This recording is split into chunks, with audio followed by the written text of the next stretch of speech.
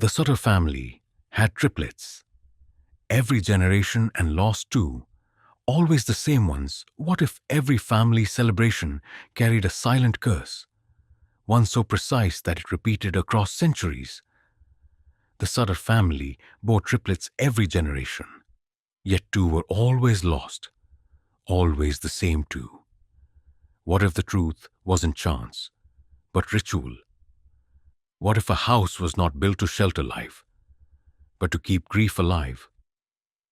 At the edge of a quiet valley, where the land seemed calm and untouched by war or industry, the Sutter estate stood like any other great home of its century. A wide roof, pale shutters, a garden where children once played and mothers once rested on summer chairs. But the closer one looked, the more the air shifted. The windows seemed too narrow, too watchful, as though they were not built to let light in, but to keep secrets sealed. The stone foundation had settled deep into the soil, darker and heavier than the ground around it, like the house itself was rooting downward instead of upward. Neighbors spoke of it as though it were only another family estate. Yet they never stayed long inside, for there was a strange pressure there, as though the house inhaled when no one was watching. Inside, the walls carried stories no one dared tell. Each generation of the Sutter family began with joy, celebrated with neighbors, church bells, and feasts. Triplets, always three born, as if the family was blessed. Yet that joy did not last. By the turning of the first year, two would be gone. The smallest coffins were carried out through the side door, never through the grand entrance, and never with more than a few eyes watching. What was most chilling was not only that two were lost, but that they were always the same two. Records showed names repeated, the same infants taken, as though history was not passing forward, but circling back, generation after generation.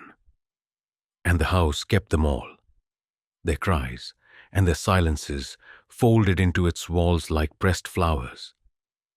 The surviving child was always raised to appear as though nothing unnatural had happened. The family smiled in portraits, dressed in lace and velvet, as though the deaths were tragedies of chance, not patterns. Guests who visited felt the tension of missing voices, but they told themselves not to question it. For every estate had its sorrows, and death was common in the old world. But this was different. These losses were not random. They were too exact, too rehearsed. And the house seemed to know it. The halls bent in strange ways, with staircases that curved tighter than they should, forcing bodies to move slower, to breathe heavier, to feel watched. Even the nursery rooms, painted soft colors for newborns, carried a sense of anticipation, like a stage set for a performance where the end was already written. As time passed, servants whispered of footsteps at night when all should have been still. Not the heavy steps of men, but the fragile padding of infants too young to walk, echoing faintly across the floors. They whispered that the house smelled sometimes of milk gone sour, sometimes of burning salt, though no pot boiled in the kitchen. It was as if the walls remembered, and in remembering, they exhaled grief into the living air. But the Sutter family never spoke of it. They lived as though silence was their duty, as though pretending at normalcy was the very condition of their survival. The strangest detail of all was the way the surviving child always grew into a perfect image of composure. No tantrums, no wild laughter, no unpredictable behaviors. They were calm, almost unnervingly so, their eyes fixed and steady, as if shaped not by chance, but by design. They were children built to endure silence, trained from birth to carry the weight of absence without breaking. It was as if the house itself molded them, pressing down with invisible hands, smoothing out any impulse that did not belong to its ritual. They were survivors, yes, but survivors shaped to continue a pattern no outsider could yet see. The estate's walls were lined with portraits of these lone survivors, each painted in near identical posture, a hand resting on a chair, a gaze that met the viewer too directly, a half smile that looked like obedience more than joy. What unsettled visitors most was that across centuries, the faces seemed to blur into one another. Different names, different eras, yet the same stillness in the eyes, the same shadow in the corners of their lips. It was not inheritance of blood alone. It was inheritance of silence, of method, of something the house required them to become. And in each painting, though no artist had ever claimed it, there were faint shapes in the background. A smudge of light like a second figure erased. A blurred patch where another hand should have been, as though the painter's brush could not help but remember the missing. The house did not creak like other houses. It groaned low, like lungs tightening. On storm nights, it seemed to swell, walls pushing outward as if the structure itself needed to breathe. Families in nearby villages said they could hear it across the fields.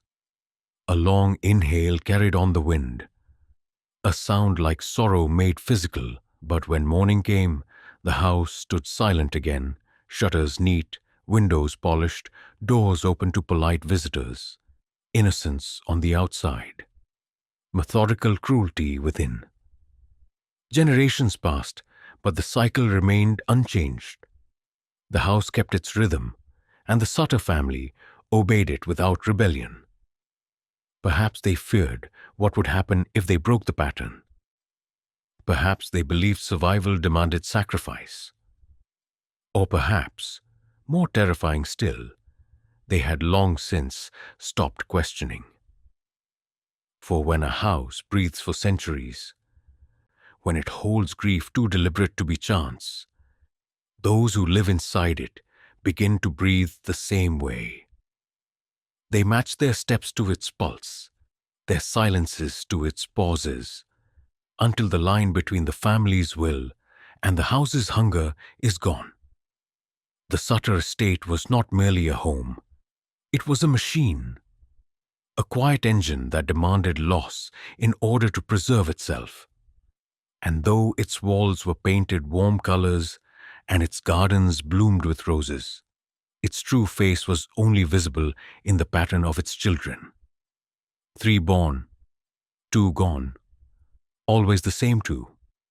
A rhythm as old as the family name, as precise as clockwork, as inescapable as breath itself. And as the new century dawned, with fresh lives and fresh sorrow ready to begin, the house prepared again to inhale.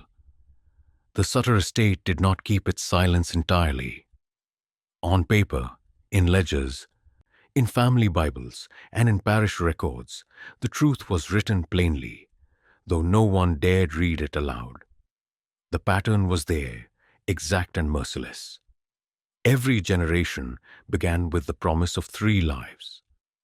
Birth records recorded the arrival of triplets with careful handwriting, often noting the joy of the occasion, the blessing of abundance, the rare miracle of 3 at once.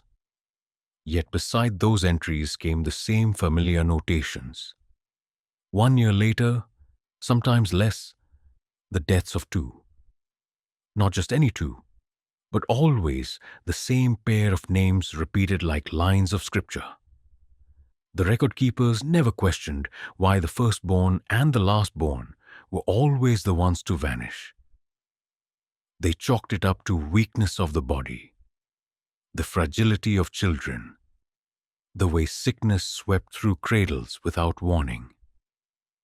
But anyone who studied closely, anyone who compared centuries of records side by side, would see the truth. This was no accident. This was choreography.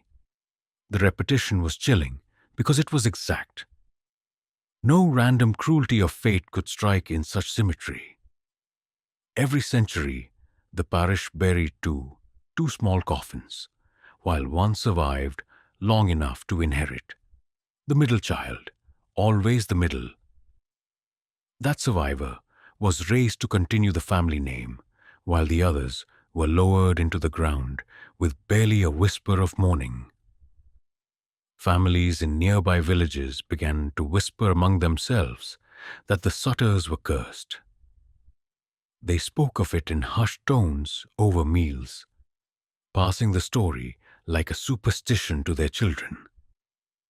But the word curse was too simple, too forgiving. What they sensed but did not dare articulate was something worse. The pattern was not punishment from God, nor was it the random cruelty of disease. It was a ritual too well rehearsed to be chance. Behind the walls of the estate, traditions unfolded under the mask of innocence. Christenings, for example, were always celebrated with great ceremony.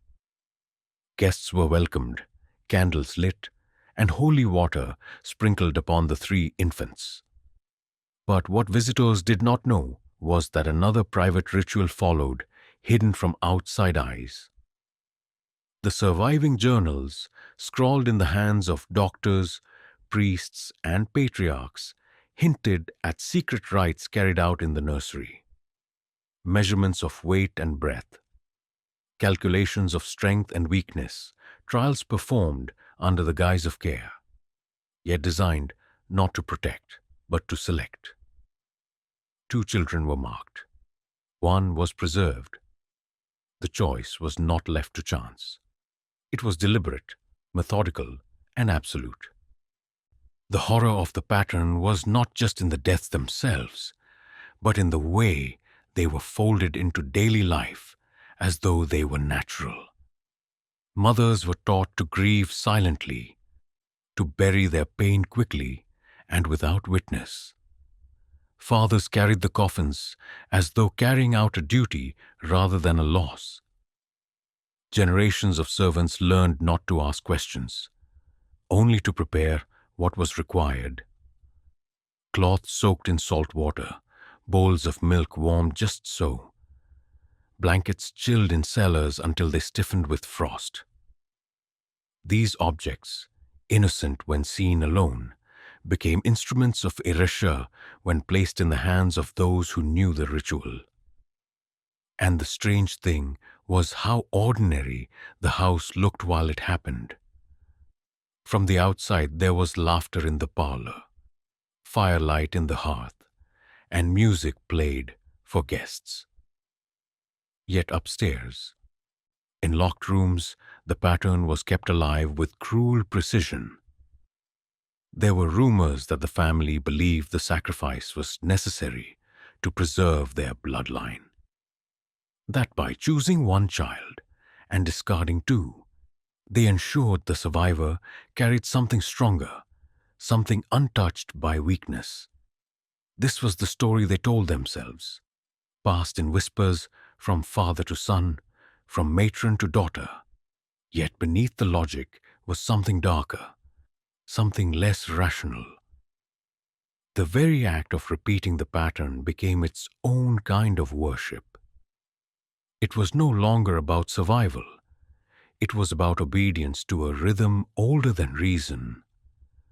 To stop would feel like breaking faith with the very walls of the house, as though the estate itself would collapse without the blood price paid by its youngest. Visitors who stayed long enough sometimes caught glimpses that unsettled them. A child's toy locked away in a cabinet, never touched, labeled with a name that matched one of the dead. A set of clothes stitched for 3, though only 1 was worn, candles lit in odd numbers during meals, with two always snuffed out early. These details felt harmless when viewed in isolation, but when remembered together, they formed a chilling picture. The Sutters lived their lives as though surrounded by invisible ghosts, and their traditions were shaped not by the living, but by the absence of the lost.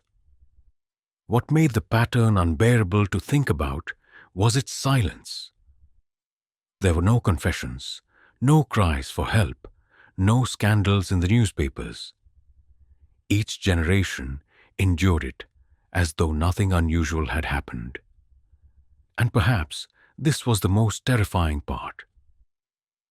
Evil that screams can be confronted, evil that hides in plain sight, that dresses itself as tradition, that smiles at neighbors while carrying out unspeakable acts.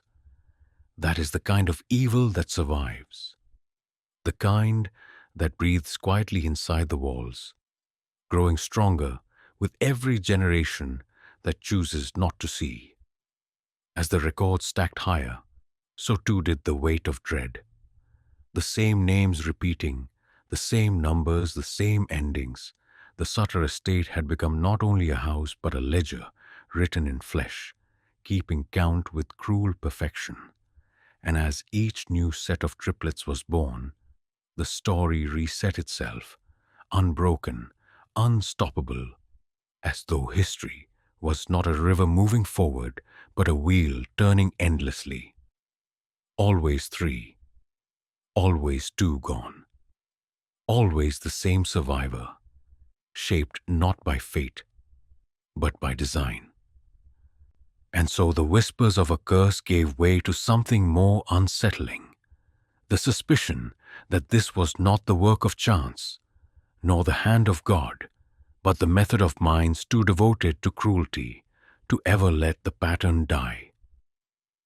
The surviving child grew in silence, not simply by chance, but by design, molded carefully as though the walls themselves pressed upon them, shaping their every breath into obedience. From the moment they could open their eyes, the weight of absence hung over them like a shadow, a quiet reminder that they were not whole but chosen, the one extracted from three. They learned to live without laughter, for laughter echoed too loudly in rooms where voices had been erased. They learned to hold their breath for long stretches, as if their body remembered the muffled gasps of siblings who had been denied air. Every motion of their childhood was practiced, deliberate, too perfect for chance. They were praised for calmness, admired for their ability to sit still when others squirmed, to watch when others played, to speak only when words were necessary. Outsiders thought this discipline was proof of good parenting, a household of high standards and proper manners, but behind that mask was something colder. The surviving child was not nurtured, but sculpted. They were watched every hour, measured in ways invisible to those beyond the gates, as though they were an experiment continuing a study centuries long. At meals, they were given food in exact portions, instructed to chew slowly, swallow at a rhythm, never to rush. In the nursery, they were made to lie in silence in a soundproof cradle, taught from infancy to exist without crying, to breathe in patterns that matched the ticking of the clock nailed to the wall. They grew accustomed to being alone, surrounded not by playmates, but by the ghostly presence of those who had come before. Their names whispered through generations as warnings and guides. The mind of the surviving child became a labyrinth of contradictions. On the surface, they wore innocence, a soft smile, eyes lowered in respect, a perfect student and heir. But beneath that mask was something methodical, a quiet recognition that survival was never luck. that their life had been purchased at the price of two others. They carried that weight without flinching, as though numbness had been stitched into their very skin. When asked of their siblings, they responded with a strange clarity, as though describing figures from a dream. They spoke of the missing as if they had been necessary sacrifices, not siblings to mourn.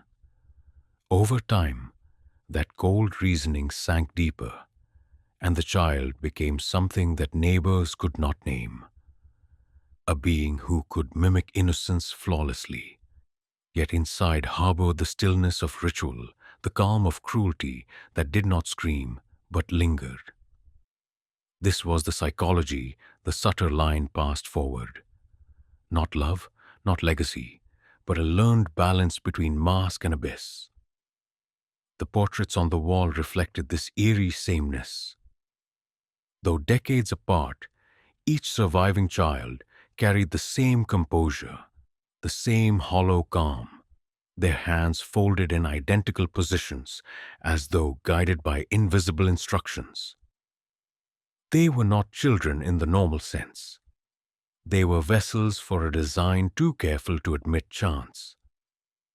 They inherited wealth and land, yes, but more than that, they inherited silence, a silence so heavy that it pressed their souls into shapes unrecognizable to outsiders. What others saw as discipline was, in truth, a suppression of the human self, leaving only the ritual self, the obedient self, the self that knew the pattern must never be broken. Even play, when permitted, was carried out with ritual. Toys were arranged in threes, then two were removed and locked away, leaving the child to play only with what remained. Birthdays were marked by 3 candles, 2 of which were always snuffed out before the cake was cut. To the unknowing, these details were charming traditions.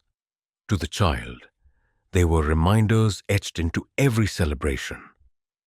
Survival was not joy, it was duty.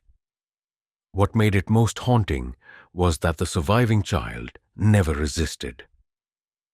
They absorbed the teachings without protest, not because they understood, but because the house itself seemed to guide them. The walls whispered with the pressure of centuries. The corridors breathed with the memories of all who had been silenced. And the child felt that to resist would be to vanish, as the others had.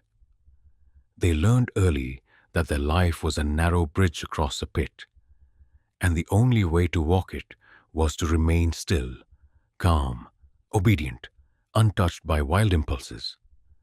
This composure gave them a frightening advantage. To neighbors, teachers, even priests, they appeared unusually balanced, a prodigy of self-control, a child beyond ordinary weakness. They drew admiration, respect, even envy, all the while carrying the cold awareness that their calm was not natural but engineered. And in that awareness, something shifted. The surviving child began to feel not only chosen but superior, as though their life proved a strength the others lacked. That superiority was not shouted or flaunted. It was quiet, hidden, like a flame burning behind glass, waiting for the day when it would be needed. The Sutters had perfected this cycle across centuries, crafting heirs not only of blood but of mind. Each survivor was a mirror of the last, shaped to carry the family forward with eerie consistency, to mask ritual in the face of civility, to hide cruelty behind composure. Outsiders saw children who grew into refined adults, leaders of property, patrons of churches, pillars of stability. They did not see the method behind the silence, the engineering of personality, designed to erase grief and replace it with ritual strength. And so the pattern endured. not only in records, but in the very psychology of each chosen child. Evil does not always appear in the face of violence. Sometimes it is shaped slowly, carefully, in the heart of a child who learns that innocence is only a mask, and behind it, obedience to ritual is the only truth that matters. And it was in this obedience, silent and precise, that the figure appeared, who would ensure the pattern continued, generation after generation, without fail. She appeared in every generation, though no one could ever explain how. In ledgers she was called a nurse, a midwife, a governess, sometimes a nun. Her name changed, her clothes changed, even her accent shifted with the years. But her eyes never did. They were a pale, steady gray, as though drained of color by watching too much suffering. Each time the Sutters bore triplets, she arrived quietly, almost naturally, as if summoned by blood rather than invitation. She was not remembered with affection, nor with fear, but with the kind of silence that suggests knowledge too dangerous to speak aloud. The silent nurse, as she came to be known in whispers, was more than a caretaker. She was the hand that ensured the pattern never faltered. While families elsewhere rejoiced at the miracle of multiple births, the Sutters treated it with solemnity, and she was always there, guiding them, correcting them, reminding them of what had to be done. She was not cruel in the way one might expect. She did not rage, she did not strike, she did not raise her voice. Her evil was calmer than that. It was the evil of steady preparation, of rituals performed with the patience of a clock that would never stop ticking. When the infants were born, she was the first to hold them, and in her hands lay their fates. She weighed them with scales polished so often they reflected candlelight like mirrors. She marked their skin with invisible salts that stung but left no scars. She measured their breaths by holding her ear to their lips, listening as though to a secret language. Then always she chose. The middle child was cradled gently, pressed against her breast as though anointed. The first and the last were carried differently, always placed in cribs lined with cloths, soaked in herbs whose scents dulled the senses, whose oils seeped into fragile skin. None of this seemed violent to an outsider, yet the result was always the same. Two grew weaker. One remained. The silent nurse moved through the house like a shadow, without hurry, without waste. At night she sat by the nursery door, her thin frame lit by the faint glow of a single candle, her gaze never breaking from the cribs. Servants who passed her swore they heard her humming, not a lullaby, but something slow and uneven, a chant older than language. And when the infants stirred, when they coughed or cried, she never rushed.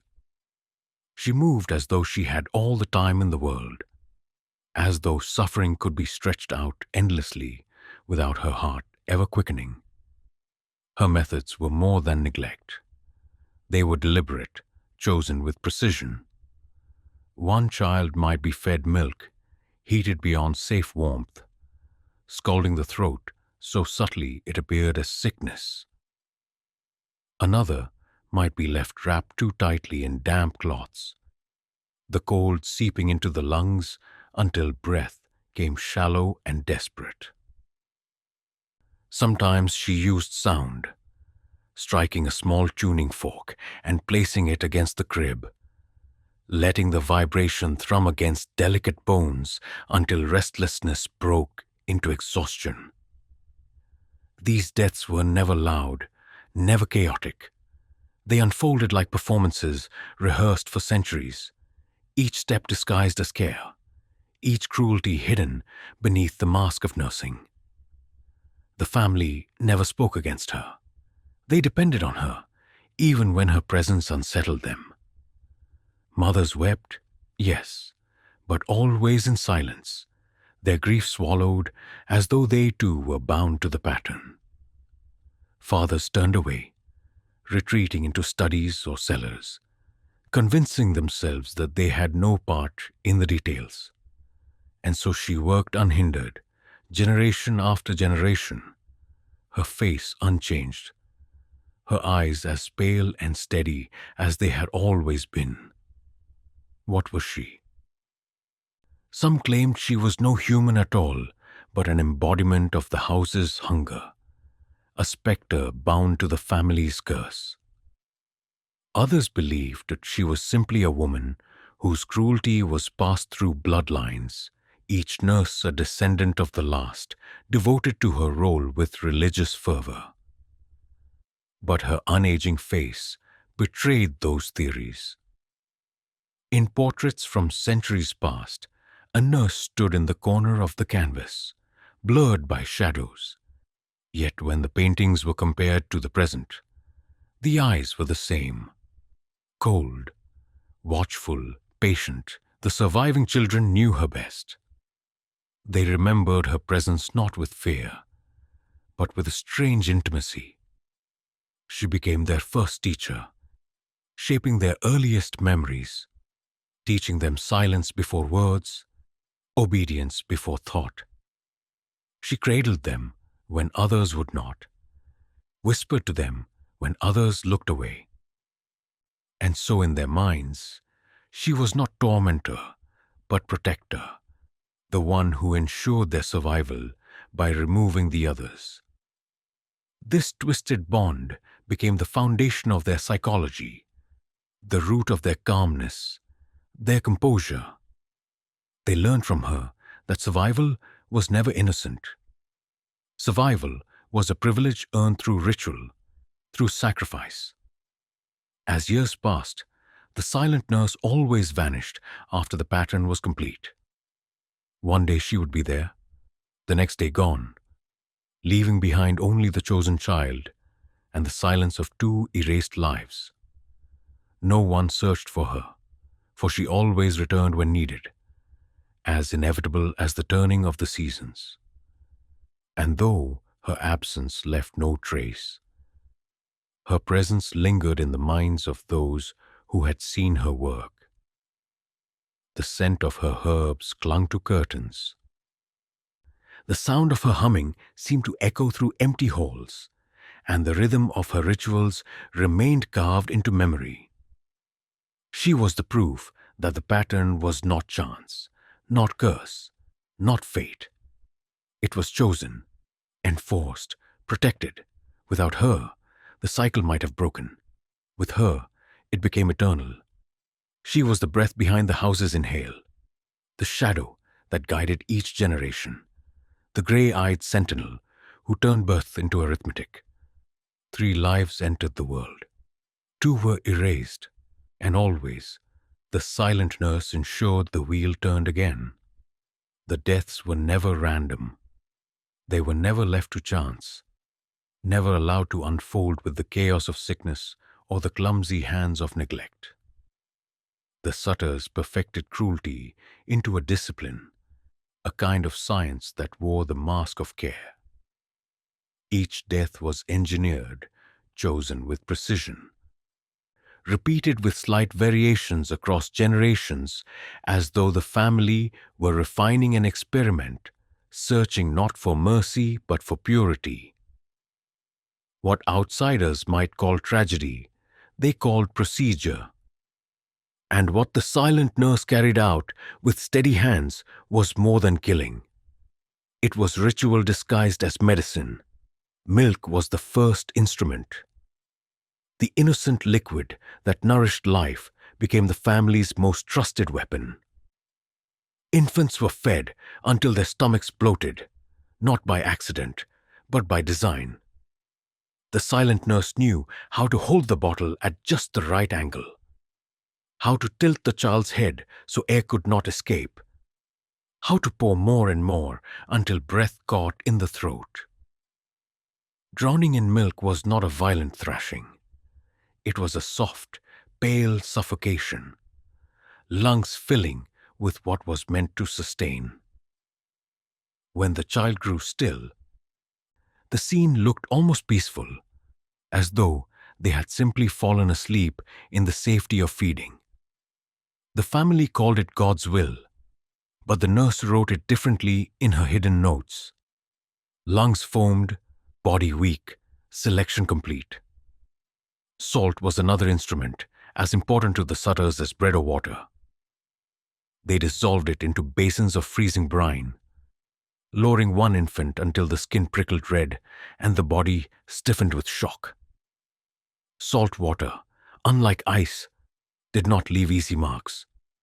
It burned invisibly, seeping into the flesh, pulling moisture from fragile organs until every breath was a raw scrape.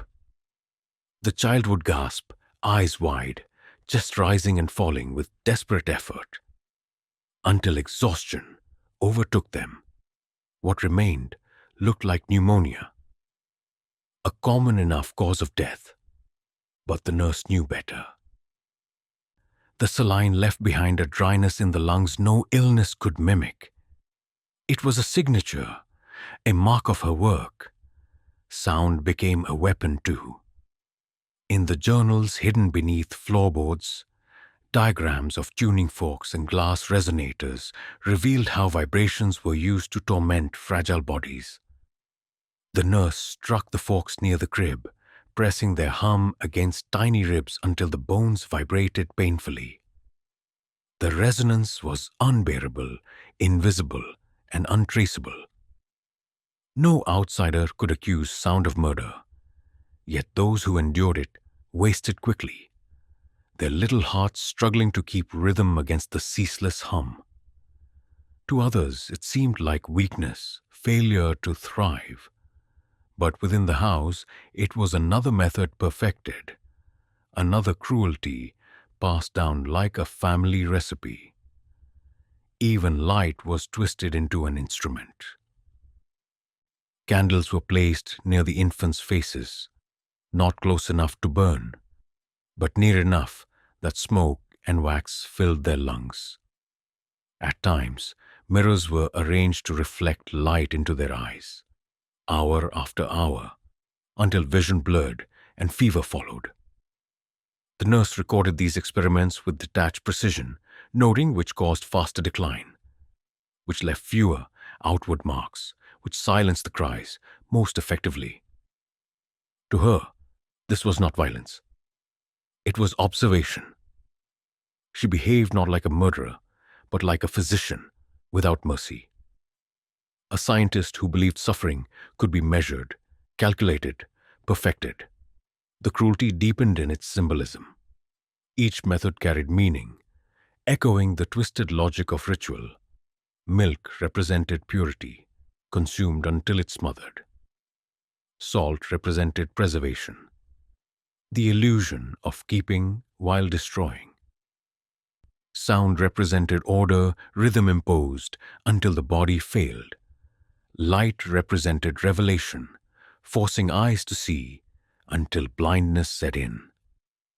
Every death was not only a method, but a message, a reminder that survival was never neutral.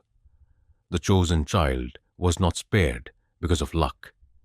They were spared because two others had paid the price through carefully engineered suffering. Their life was purified by the deaths they had witnessed in silence. What made this science more horrifying was the calmness with which it was carried out. The nurse never rushed, never faltered. She recorded times, weights, temperatures, breaths per minute. She noted what herbs dulled pain too quickly, which slowed decline at the desired pace. She refined each process as though improving a formula, ensuring the deaths were neither too fast nor too slow, but exactly measured for effect. To her, the infants were not individuals. They were parts of a sequence, data points in a lineage-long experiment whose true purpose was never written plainly, but lived in the family's very blood. And the survivors, they absorbed the lessons without knowing. They watched without memory, yet their bodies remembered the stillness, the silence, the scent of milk turned sour, the salt sting in the air. They grew into adults who carried a quiet calm. But behind that calm was something worse. The understanding that life was not given freely. Life was taken, measured, and chosen. This was the invisible inheritance. The surviving child became the vessel of the family's science, proof that cruelty could be hidden behind composure, that atrocity could be disguised as tradition. The Sutters buried their dead children with solemnity, but not with grief. Each coffin was lowered as though fulfilling a requirement, a duty. The neighbors shook their heads, believing it misfortune, but within the family, the deaths were recorded in coded journals, their methods reviewed and improved upon. In this way, the science passed forward, generation after generation, sharpening like a blade honed across centuries. No one rebelled. No one broke the cycle. To break it would have meant questioning not only the nurse, but the house itself. And the house had taught them well. The house had taught them to inhale sorrow and exhale silence. By the time the world outside began to change, when medicine advanced and infant deaths became less common, the Sutters' losses grew more suspicious. Yet still, the cycle continued. Doctors shook their heads at the family's cursed luck. Priests spoke of mysterious burdens, and the nurse remained unseen, her methods unchallenged. The science of cruelty had become so seamless, so disguised, that even progress could not expose it. And as each generation came and went, the house kept breathing, the nurse kept recording, and the family kept obeying. The deaths were not chance. They were design, not curse, not fate. A science perfected not for discovery, but for silence. And behind every smile of the surviving child, behind every portrait hung neatly on the wall, there lingered the unseen truth. Life in the Sutter family was not a gift. It was an equation.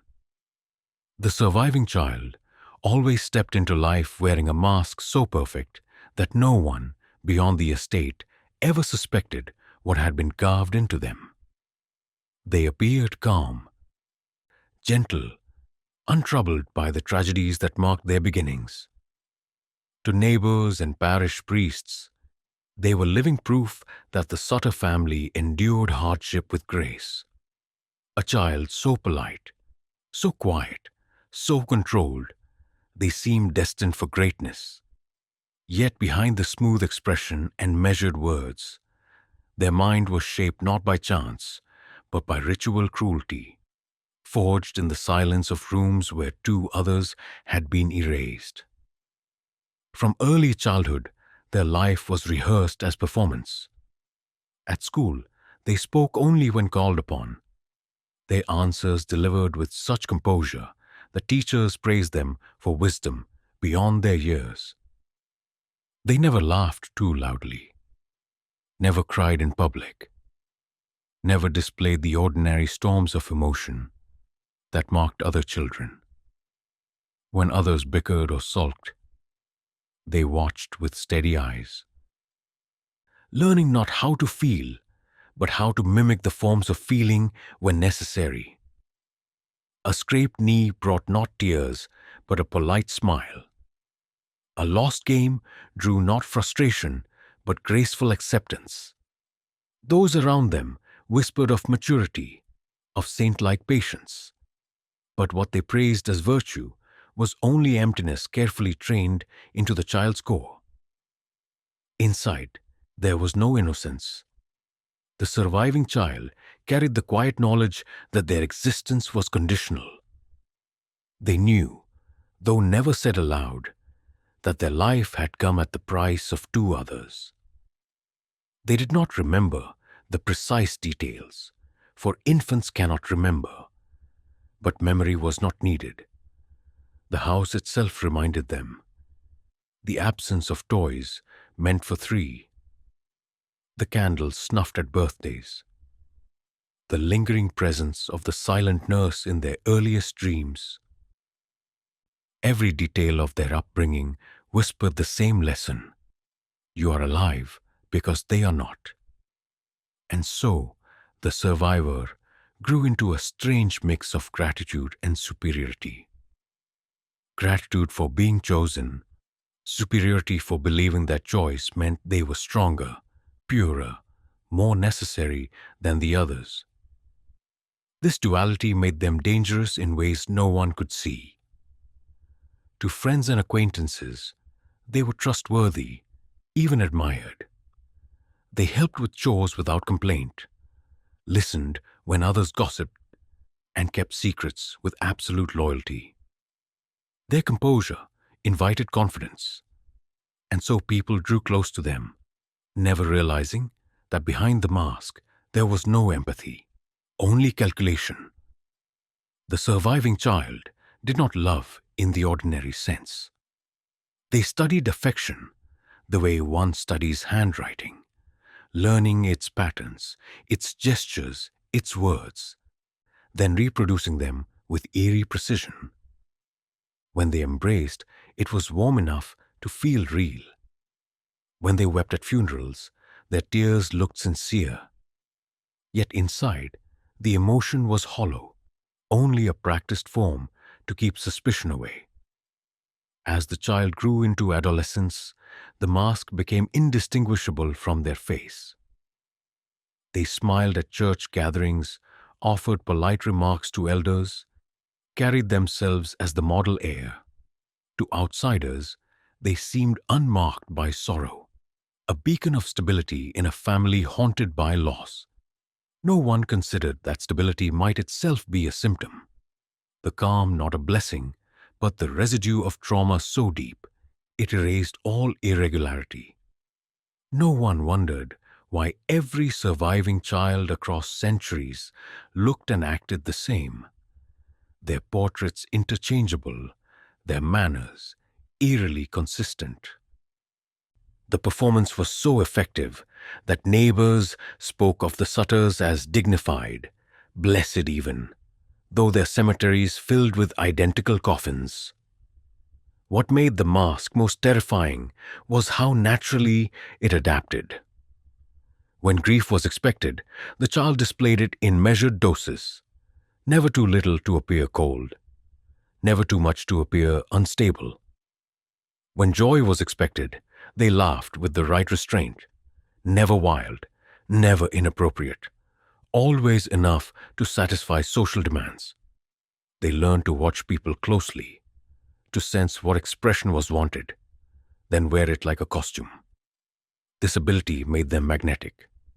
People trusted them, leaned on them, confided in them. But none suspected that beneath the surface there was only stillness. The kind of stillness born in nurseries where silence was survival. The surviving child did not rebel. They did not rage against the rituals that had taken their siblings. On the contrary, they absorbed them with quiet acceptance. In private moments, they repeated the family traditions instinctively, arranging toys in threes, snuffing two candles, whispering the names of the lost into pillows before sleep. They carried the pattern inside themselves, not as grief but as inheritance. To them, the deaths were not tragedies, they were necessary. The child grew into an adult who believed without question that survival demanded sacrifice, that cruelty was not evil but structure, that their calmness was proof of being chosen. By adulthood, the mask was so perfect that no one could tell where it ended. and the true phase began. They married, they bore children, they hosted neighbors at the estate, all with the quiet grace expected of their name. And when new triplets were born, the pattern continued seamlessly. The survivor stood silently as the silent nurse arrived, as the same rituals unfolded, as two lives were erased once more. They watched without fear, without protest, their expression calm and steady, the mask intact.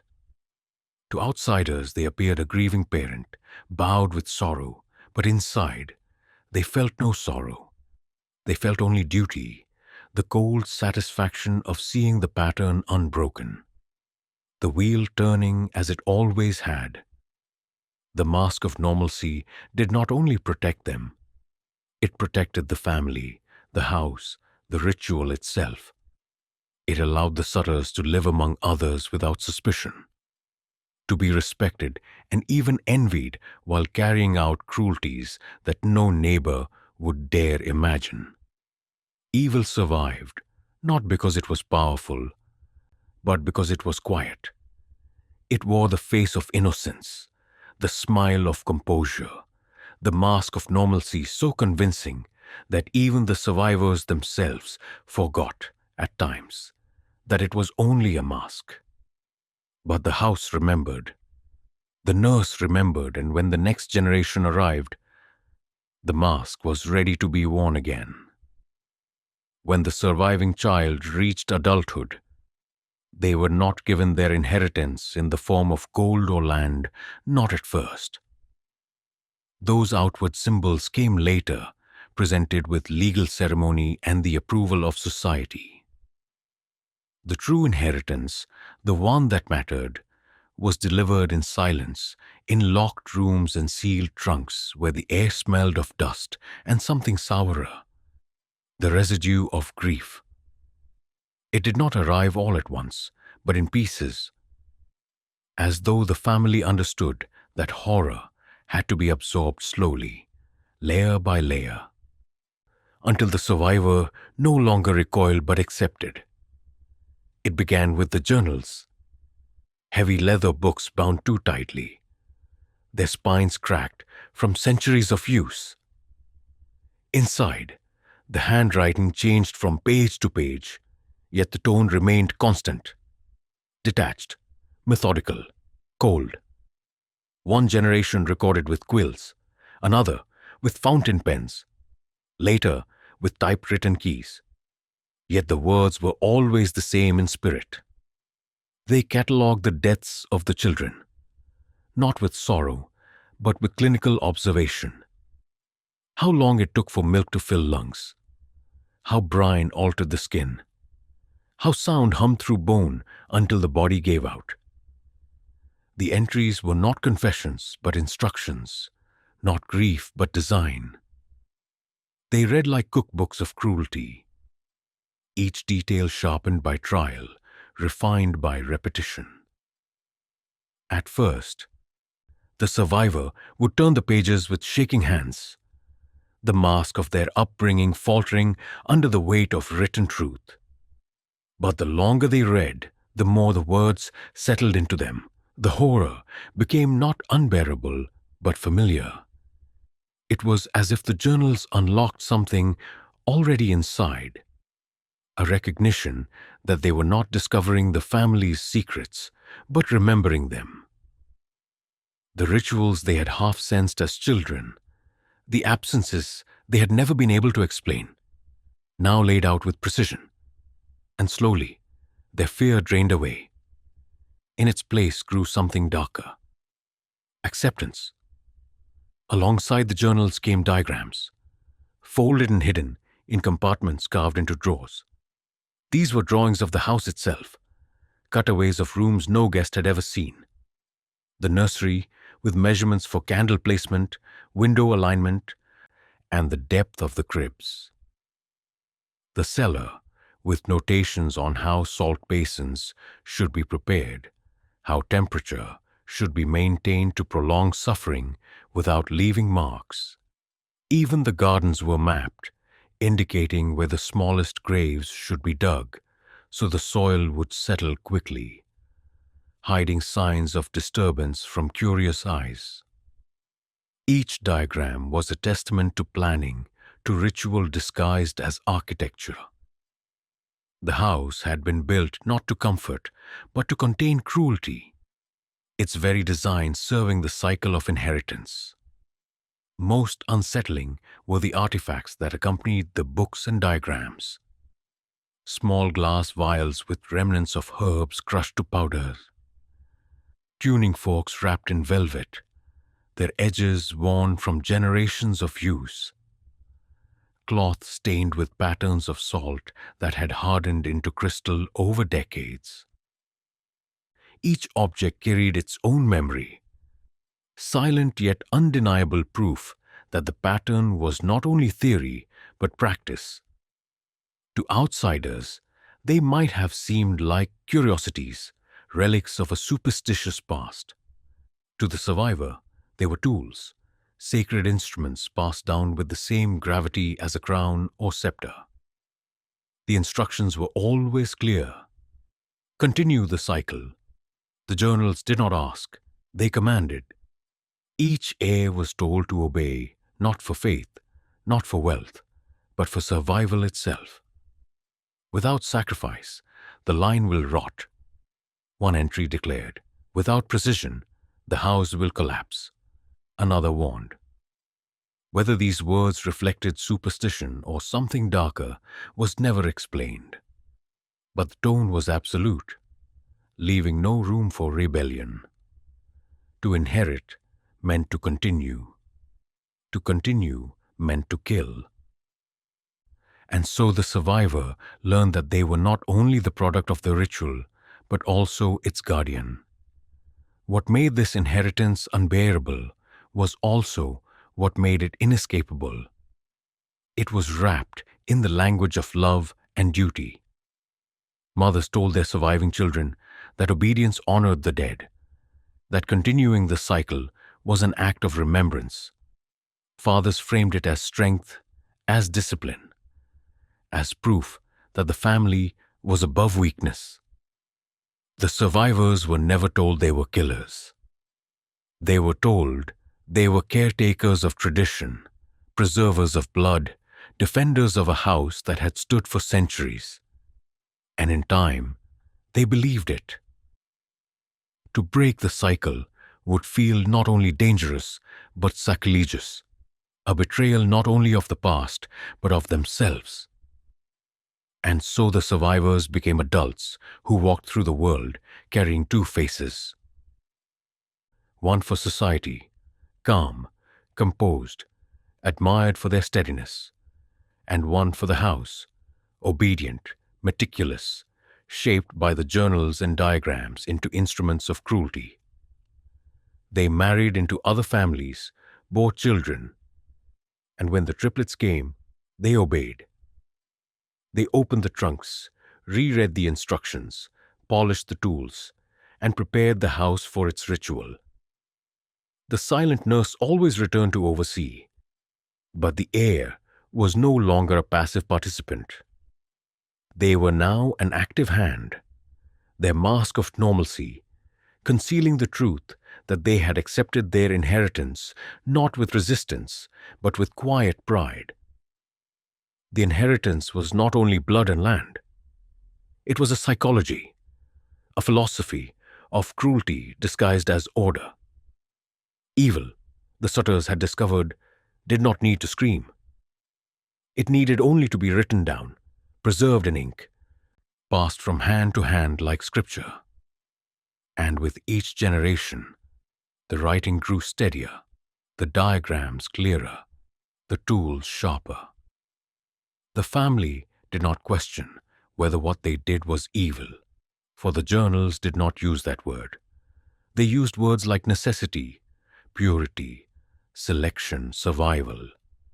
And so evil survived not by hiding in shadows, but by wearing the language of reason, the mask of science, the tone of calm inevitability. By the time the survivor finished reading the journals, there was no turning back. They closed the covers with trembling hands, not because they doubted, but because they understood. They were now part of the chain. Their siblings had been sacrificed for them, and now it was their duty to sacrifice others for the child who would come after. This was the inheritance, the truth that could never be spoken aloud but was carved into every wall of the house.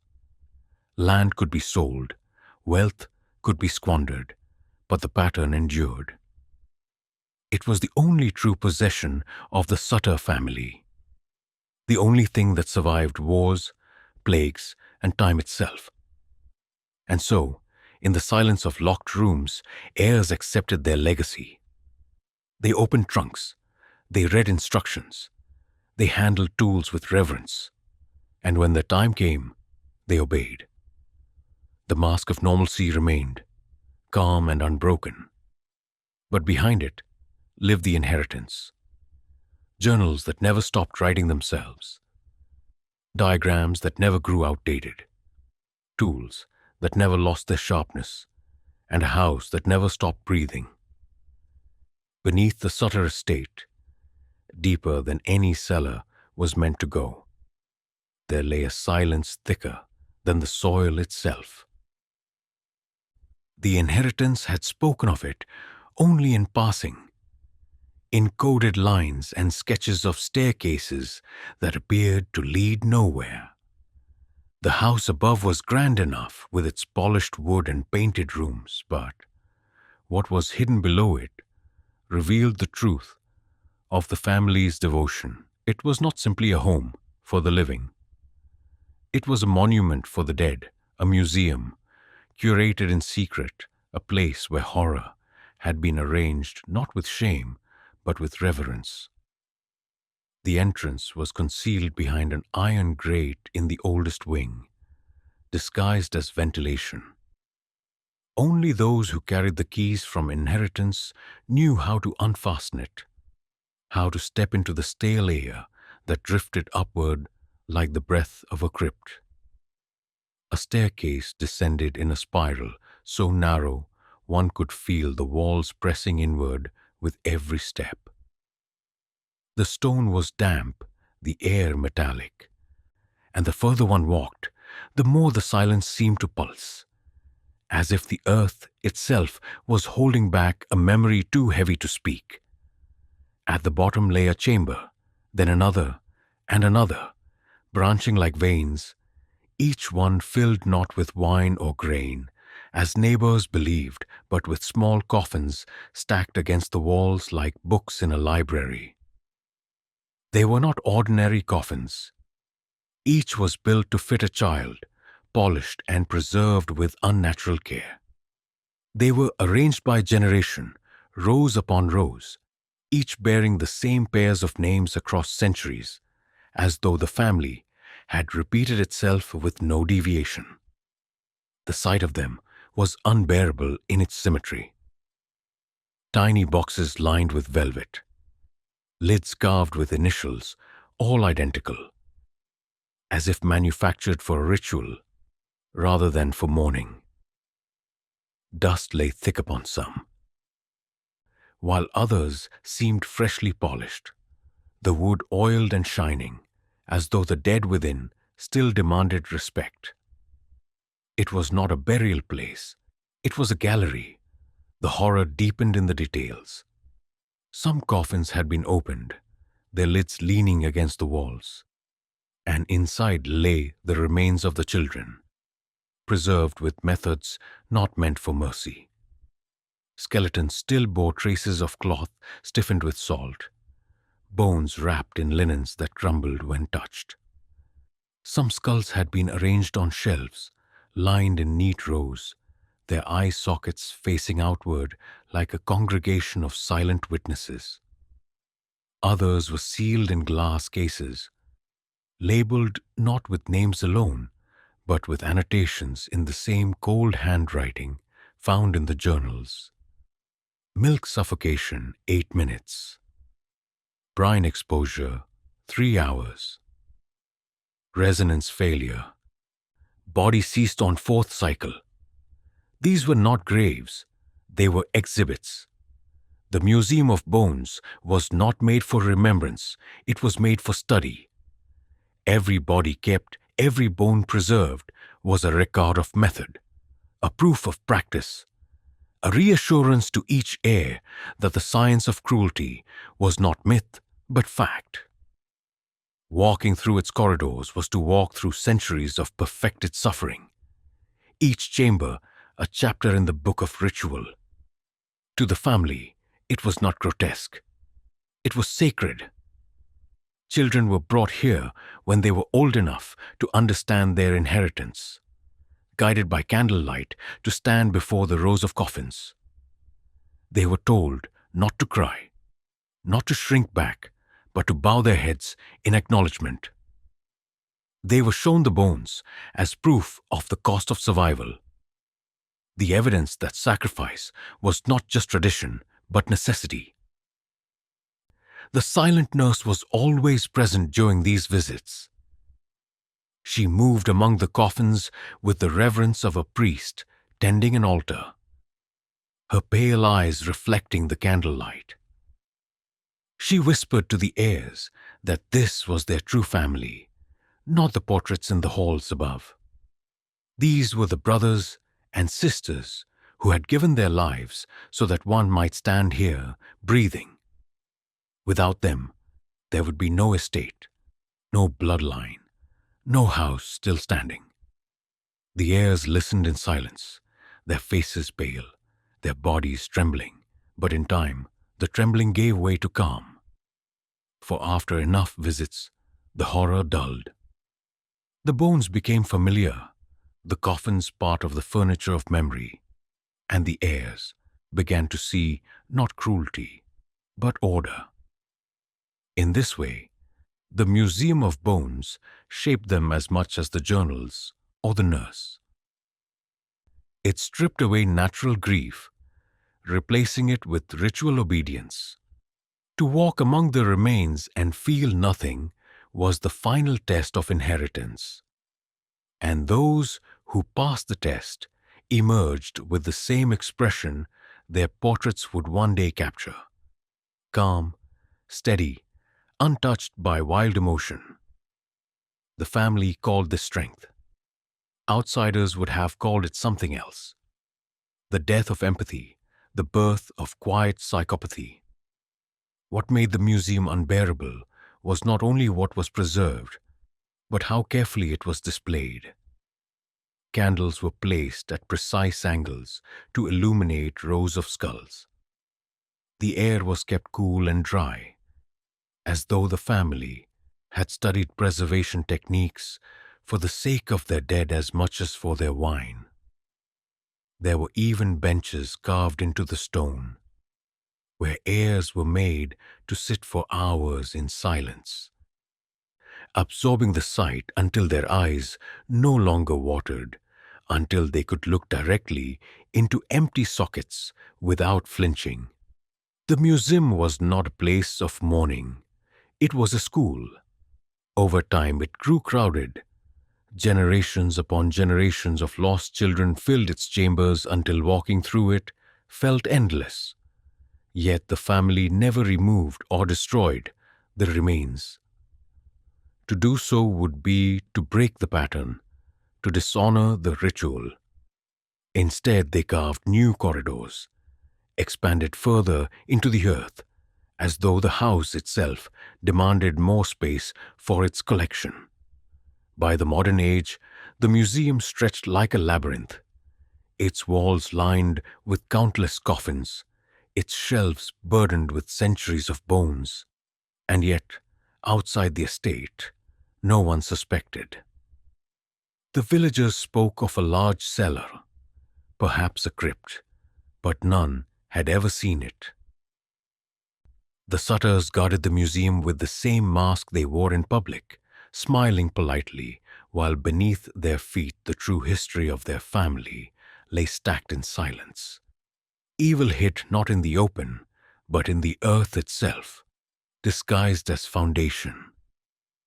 And as long as the heirs continued to visit, continued to bow their heads, continued to feel nothing as they looked upon the evidence of centuries. The museum remained not a relic of the past, but a living part of the present. The Sutter estate breathed above, with its painted halls and portraits of calm airs. But below, the Museum of Bones breathed too, a darker rhythm, a collection that grew with every generation. And in those silent chambers, the truth of the family was undeniable. They were not cursed. They were not victims of fate. They were curators of cruelty, archivists of suffering, guardians of a ritual that had consumed hundreds of innocent lives and would consume hundreds more as long as the house stood. The truth did not come to light through discovery. It did not erupt in scandal, nor was it dragged into the open by outraged villagers or sharp-eyed officials. It arrived in the form of a single document, a confession written not for the world, but for the bloodline itself. One heir, near the end of his life, left behind words so stark that they shattered the illusion of superstition. He did not write in whispers, nor in coded fragments, nor in diagrams. He wrote plainly, as if stripping away centuries of masks. His confession was not an apology. It was a declaration. He began by rejecting the notion of a curse. The deaths, he admitted, had nothing to do with God, nor with fate, nor with some unseen spirit demanding sacrifice. The pattern was human, and it was intentional. Our survival, he wrote, has always depended on discipline, not chance. We do not bury children because heaven demands it. We bury them because we must. He explained that generations before him had convinced themselves they were servants of destiny, but he had seen through it. The rituals, the salt, the milk, the resonance. These were not divine. They were tools, chosen and refined by human minds. The confession lingered on the methods, describing them in unsettling detail, not as crimes, but as perfected procedures. He wrote of the experiments conducted over centuries, of how each generation adjusted the rituals, measuring which left the survivor strongest, which silenced grief most effectively. He explained that the family had never truly believed in luck. They believed in engineering. We are not cursed, the words read. We are custodians of an equation. 3 enter, 1 remains, and in the narrowing, purity is achieved. To him, the Museum of Bones was not grotesque, but necessary, a library of evidence proving the efficacy of the pattern. Each coffin was a data point, each skull a record of what worked and what failed. Most chilling was the way he described the survivors. He admitted openly what others had only implied, that the surviving child was not merely an heir, but a product. They were the result of a deliberate process of elimination. Their calmness not natural, but induced. Their composure not learned, but forced through early exposure to silence and absence. We do not raise children, he wrote. We manufacture vessels. His tone was not apologetic, not horrified, but proud.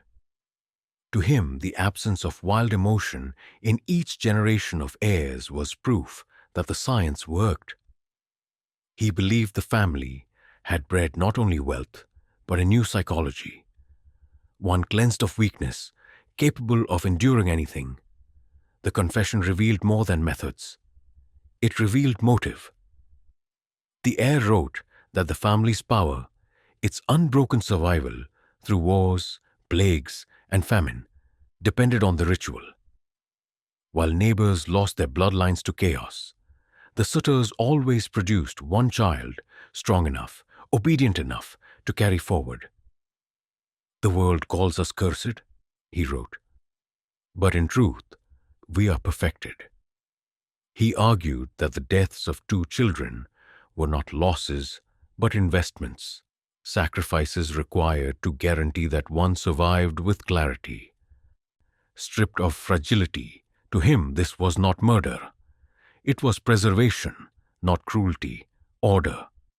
The confession grew darker as it shifted from explanation to warning.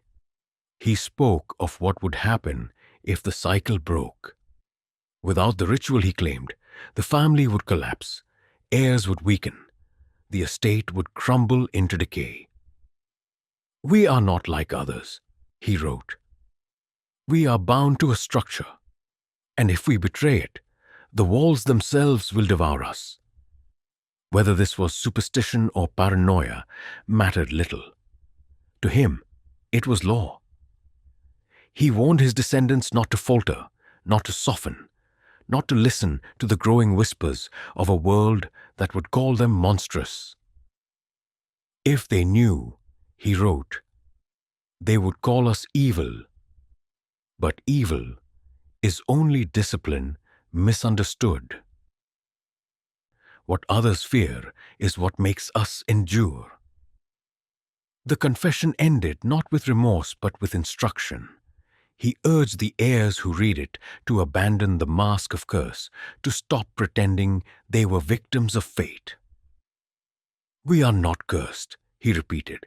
"We are architects."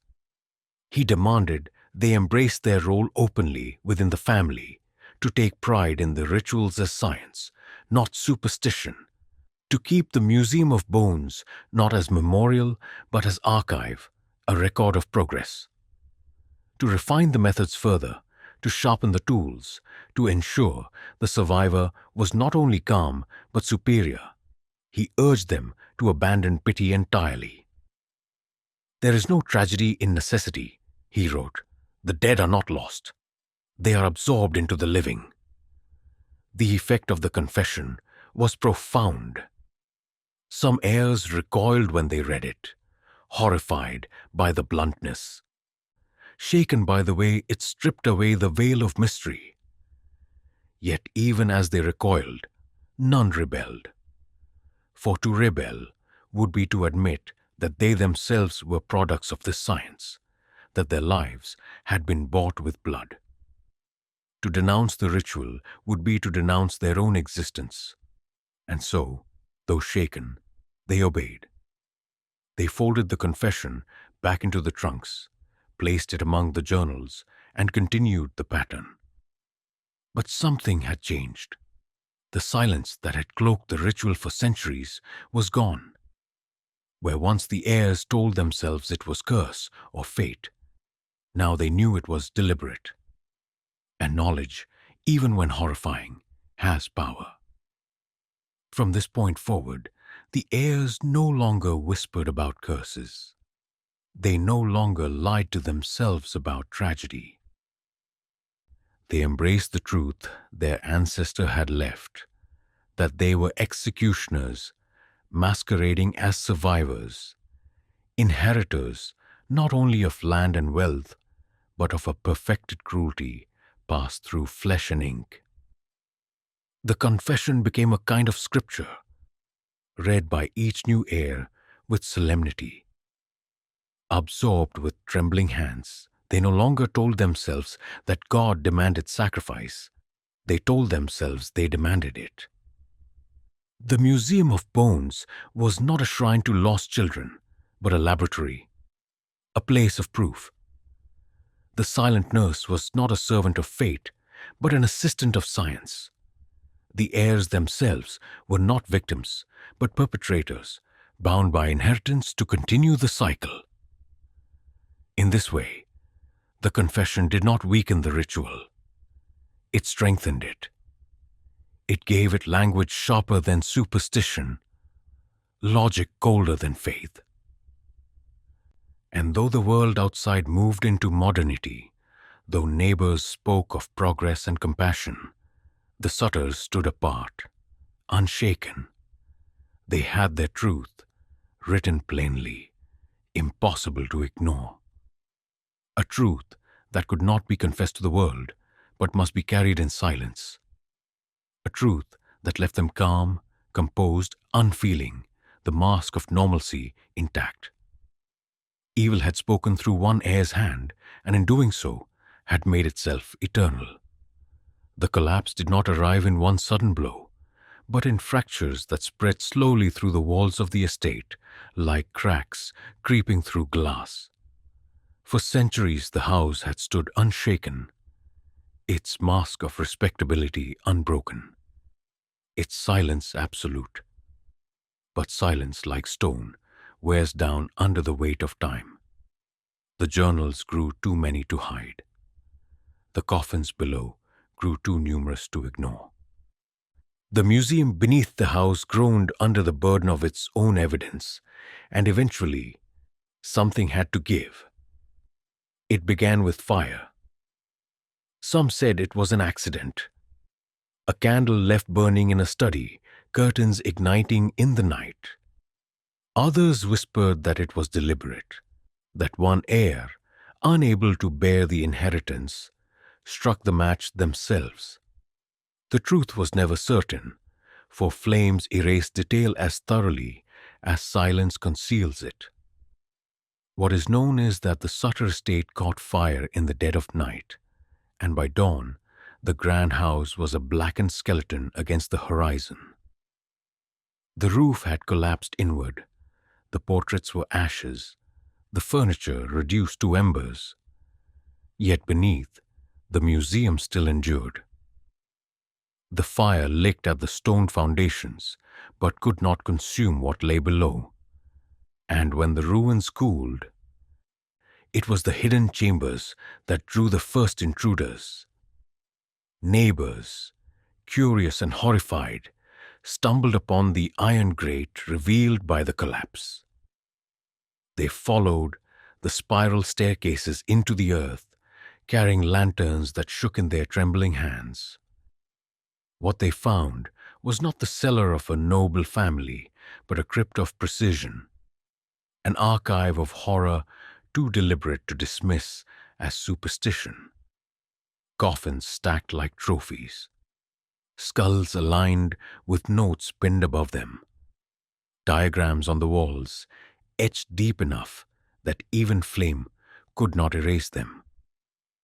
For the first time, outsiders saw what the family had kept hidden for generations, and the silence of centuries shattered. Authorities seized the ruins, hauling out journals blackened by smoke, but still legible, diagrams warped by heat but intact. The Museum of Bones was photographed, catalogued, its chambers mapped like the ruins of an ancient cult. Reporters gathered at the gates, their words faltering as they tried to frame the story. They called it madness, they called it ritual, they called it superstition gone too far. Yet even in their attempts to explain, they recoiled from the precision, the science carved into every corner. This was not chaos, this was order, and that truth unsettled them more than any curse could have. The heirs scattered. Some fled the country, carrying with them fragments of the inheritance, journals smuggled under coats, artifacts hidden in trunks. Others stayed and denied everything, claiming the fire had exposed nothing but rumors and lies. Yet the stain could not be washed away. The name Sutter, once spoken with respect, became a whisper of dread. Neighbors crossed themselves when passing the ruins. Schools refused to teach the family's history. The ashes of the estate stood for years as a scar, a reminder of what silence can protect. But the collapse did not end with the Sutters.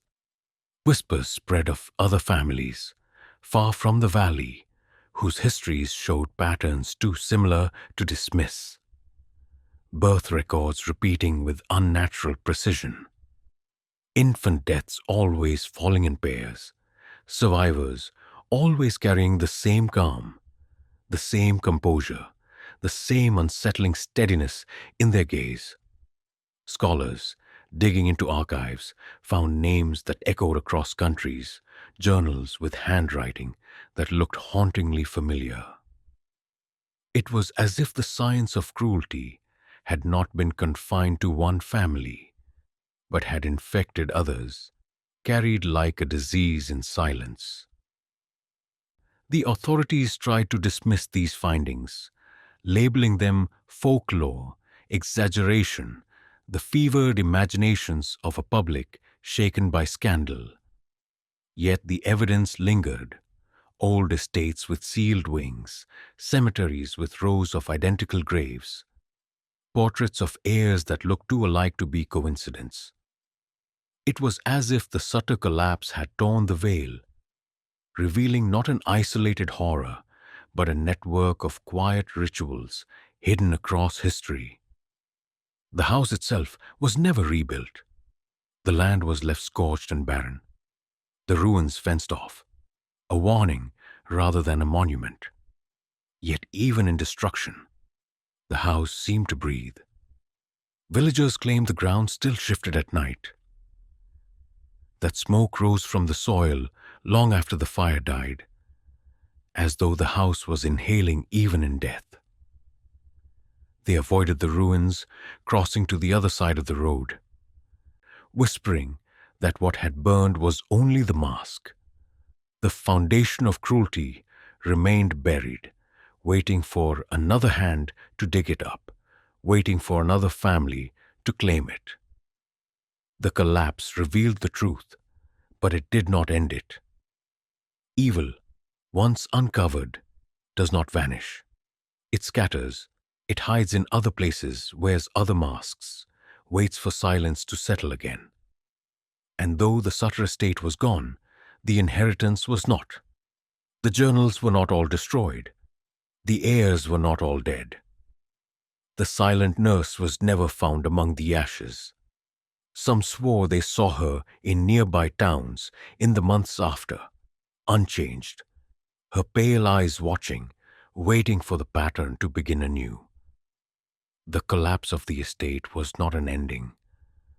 It was a crack in the mask, a glimpse of how deep the rot ran. The house may have burned, but the silence that protected it for centuries still lingered, still shielded other houses, other families, other heirs who continued their rituals in shadows. The Sutter name became infamous, but the pattern, perfected over centuries, had already escaped beyond its walls. And so the world moved on, unsettled but unwilling to confront the full truth. The ruins smoldered into memory, the bones were catalogued and hidden in archives, the journals locked away in state collections. But evil does not end when evidence is stored. Evil endures when silence returns, and silence always returns. In the aftermath of the fire, when the ruins of the Sutter estate were still blackened with soot, and the bones below still whispered their silent accusations, society faced a choice. It could confront the truth, or it could bury it again beneath more polite forms of silence. What followed was not the triumph of justice, but the weaving of a new mask, one made not by a single family, but by the institutions of a nation.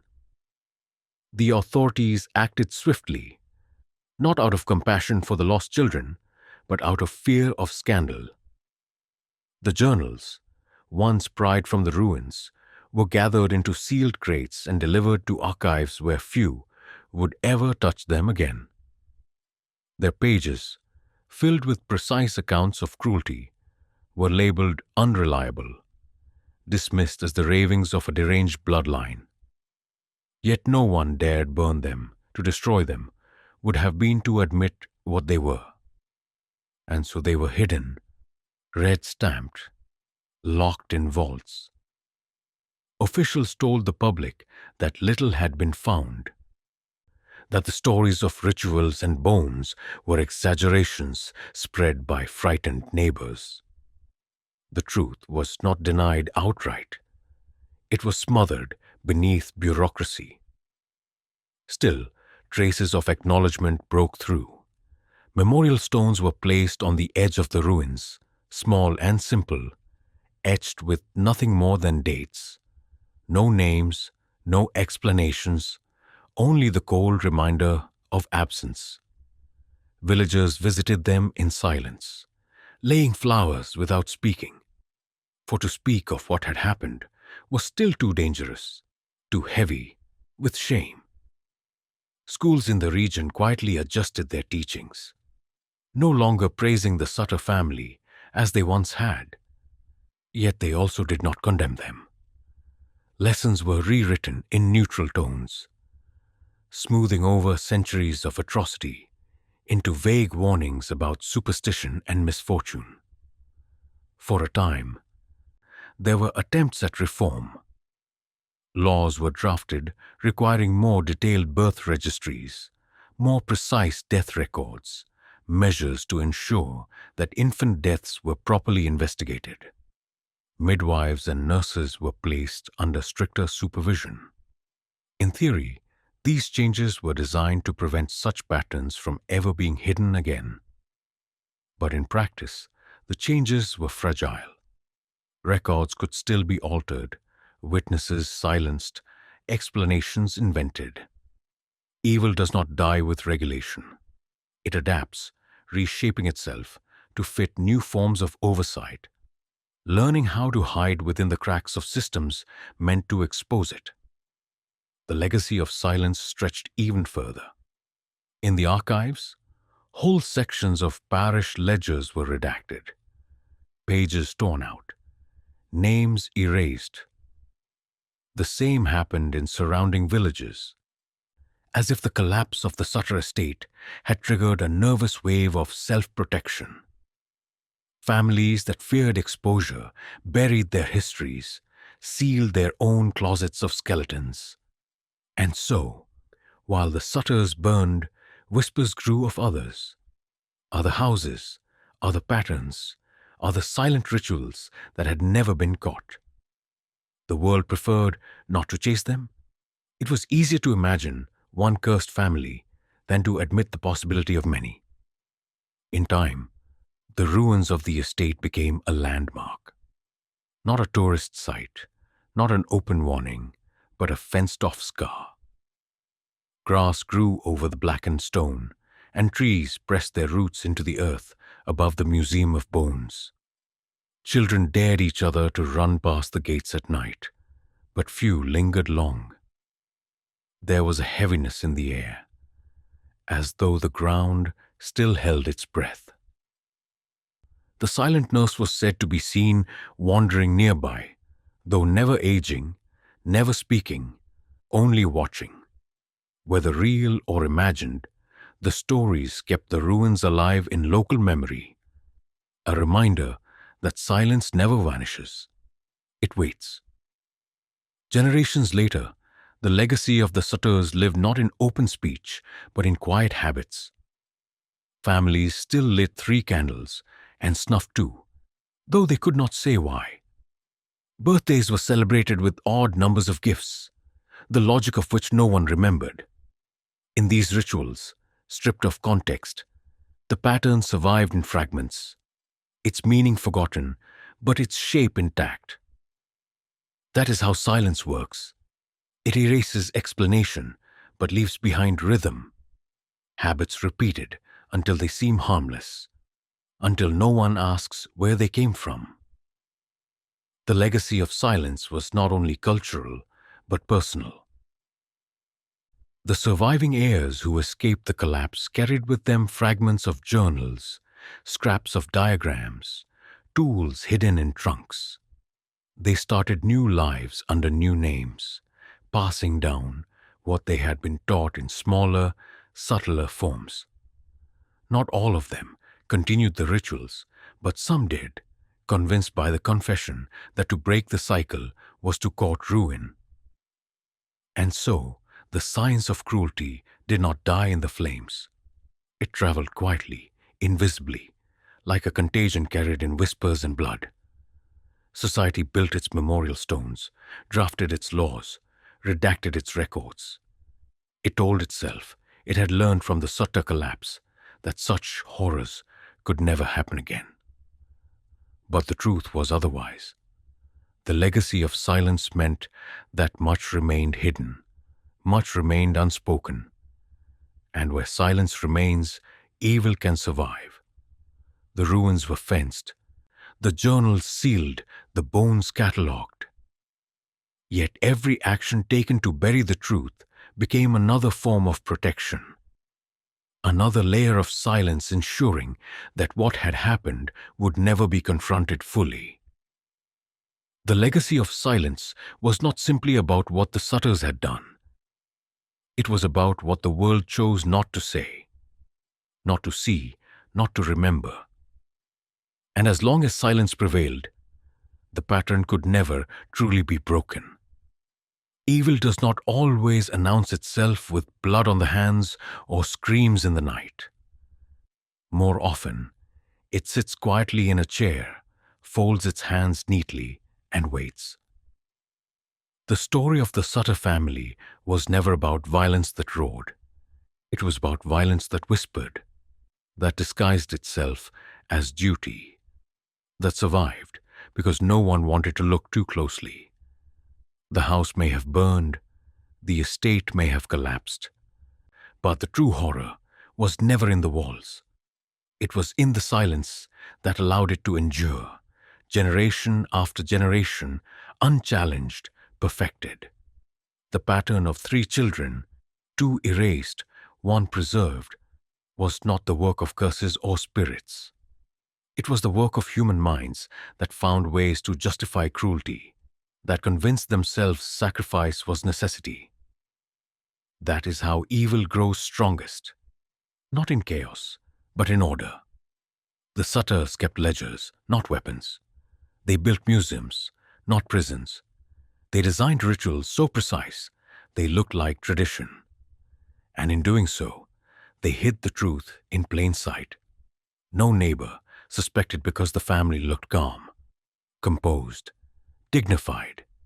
No priest condemned because the family never raged, never broke, never showed the raw edges of violence.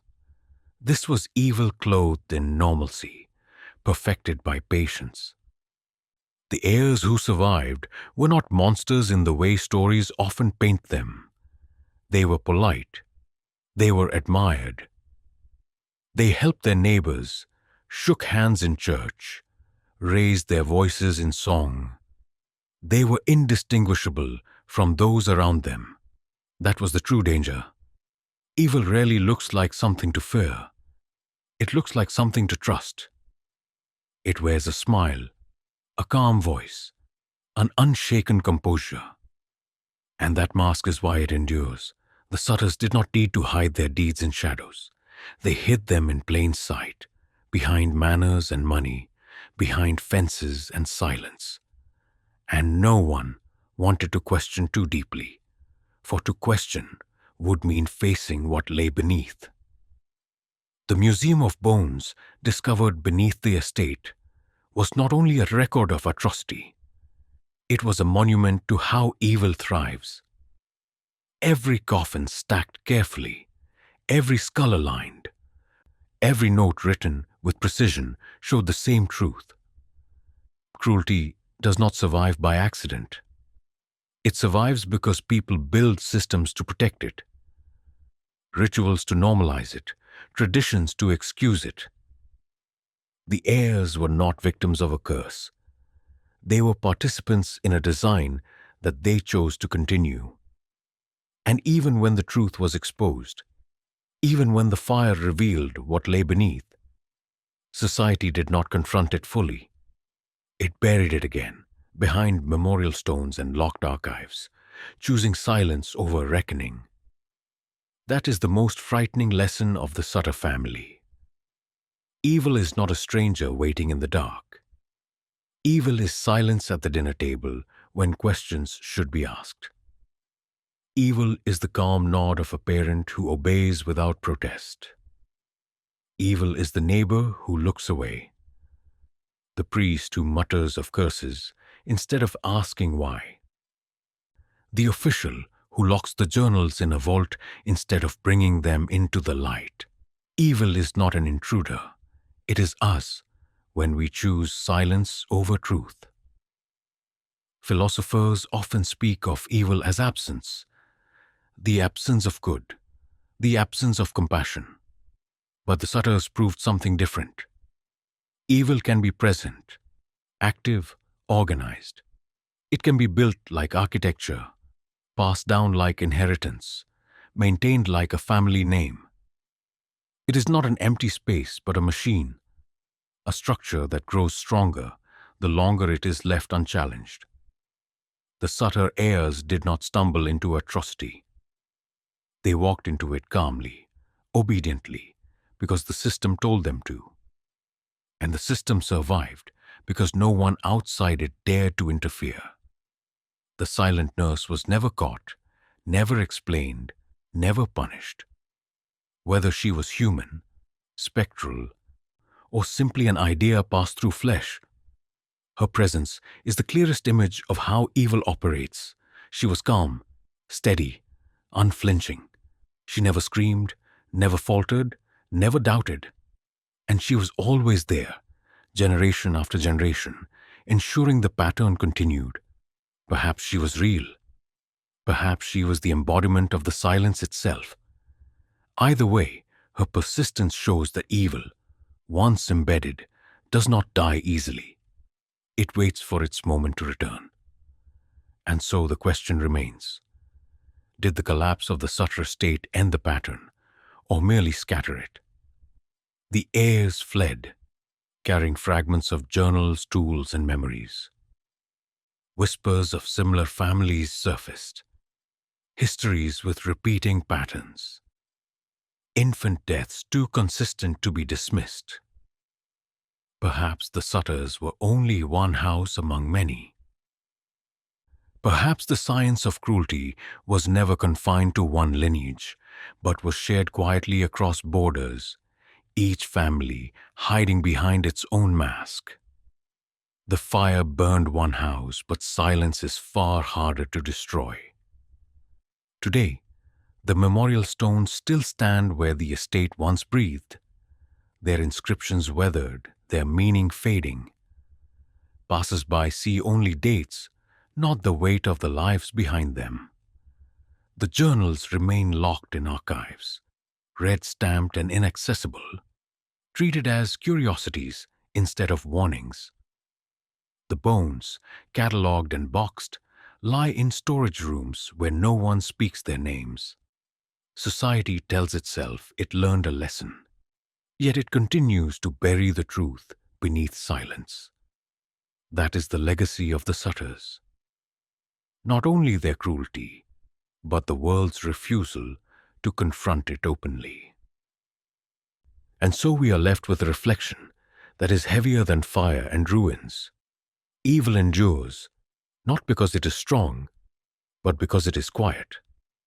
It thrives when people choose to look away, when families wear masks of normalcy, when societies prefer silence to truth.